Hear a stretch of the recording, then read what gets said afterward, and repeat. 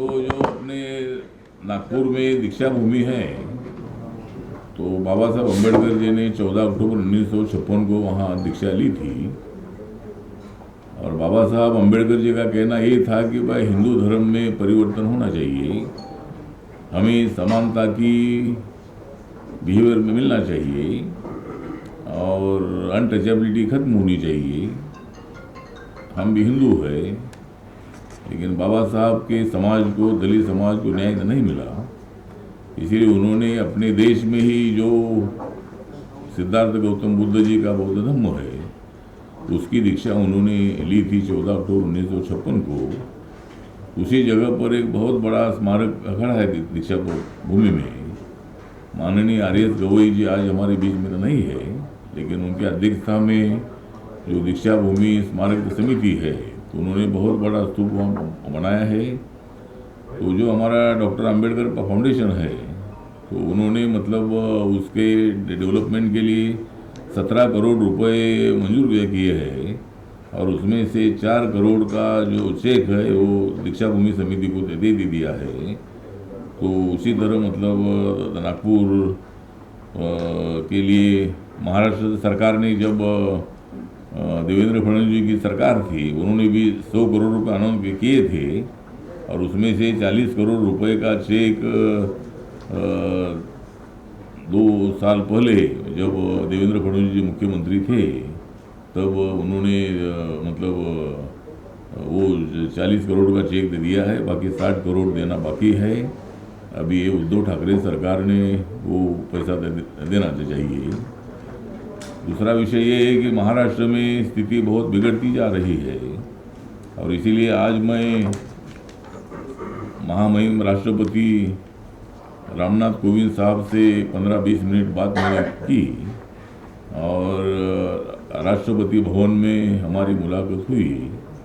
उसमें मैंने एक मेमोरेंडम आरपीआई की तरफ से उनको दे दिया है और उसमें हमने मांग किया है कि मतलब महाराष्ट्र में एक के बाद दूसरी घटना घटती जा रही है और महाराष्ट्र के लिए बहुत बड़ी कलंकित बात यह है कि सचिन वाजे जैसा एक क्राइम का पुलिस ऑफिसर, मुकेश अंबानी जिन्होंने लाखों लोगों को रोजगार दे दिया है, उनका जो एंटेलिया जो उनका बंगला है उसको उड़ाने के लिए वहाँ स्फोटक रखता है और मनसुख हिरेन जी की जो स्कॉर्पियो है उसको वहाँ लाकर उसमें स्फोटक रखता है और दूसरी इनोवा से मतलब वहाँ से चला जाता है।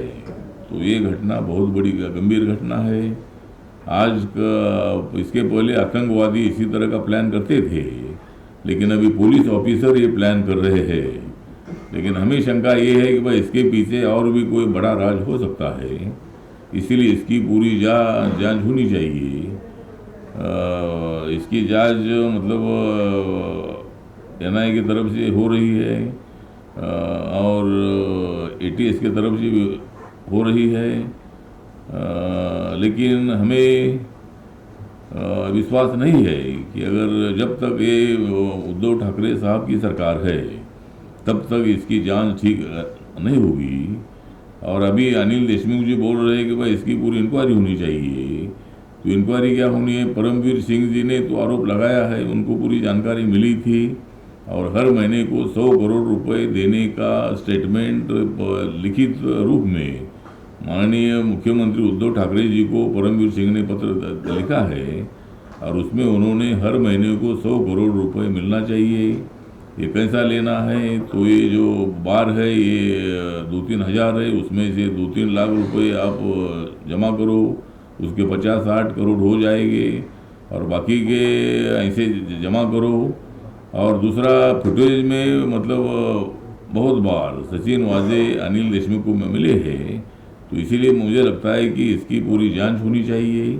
अभी जांच करने की मांग तो अनिल देशमुख जी कर रहे हैं कि जांच क्या करेंगे, मतलब वो यहाँ पुलिस कमिश्नर ने इसी तरह का आरोप लगाया है। इसीलिए ये पूरी बातें हमने माननीय महामहिम राष्ट्रपति जी को बताई है और महाराष्ट्र में मतलब मनसुख भाई हिरेन जी की हत्या भी हुई है, मुकेश अंबानी के घर के सामने स्फोटक रखने का प्लान हुआ है, उसमें पुलिस ऑफिसर का हाथ है, 100 करोड़ रुपए की मांग होती है, और इसी तरह का आरोप पहली बार इसी तरह का लगा है गृह मंत्री पर, और उनके विरोध में कोई कार्रवाई नहीं हो रही है। उन्होंने रिज़ाइन देने की आवश्यकता थी, लेकिन रिज़ाइन भी नहीं दिया जा रहा है। उनको प्रोटेक्शन देने का प्रयत्न एनसीपी और शिवसेना कांग्रेस पार्टी का कर रही है, महाविकास आघाड़ी सरकार कर रही है। और इसीलिए आज हमने ये भी माननीय राष्ट्रपति जी बताया है कि भाई कोरोना महाराष्ट्र में सबसे ज़्यादा बढ़ रहा है। कल 31,000 केसेस आई है, मतलब पहले जितनी केसेस आती थी उससे भी ज़्यादा केसेस महाराष्ट्र में आ रही है। महाराष्ट्र सरकार कोरोना को कंट्रोल करने में असफल हो गई है, क्राइम को मतलब रोकने के लिए असफल हुई है। दलित पर भी जगह जगह पर अत्याचार हो रहे हैं, और उसको भी रोकने के लिए उद्धव ठाकरे साहब की सरकार असमर्थ है। इसलिए सरकार को बर्खास्त करके वहाँ राष्ट्रपति शासन लागू करना ही चाहिए। इसी तरह की मांग मैंने की है, ये मेमोरेंडम मैंने उनको दे दिया है, और इस पर विचार किया जाएगा, ऐसा भी आश्वासन उन्होंने हमको दे दिया है।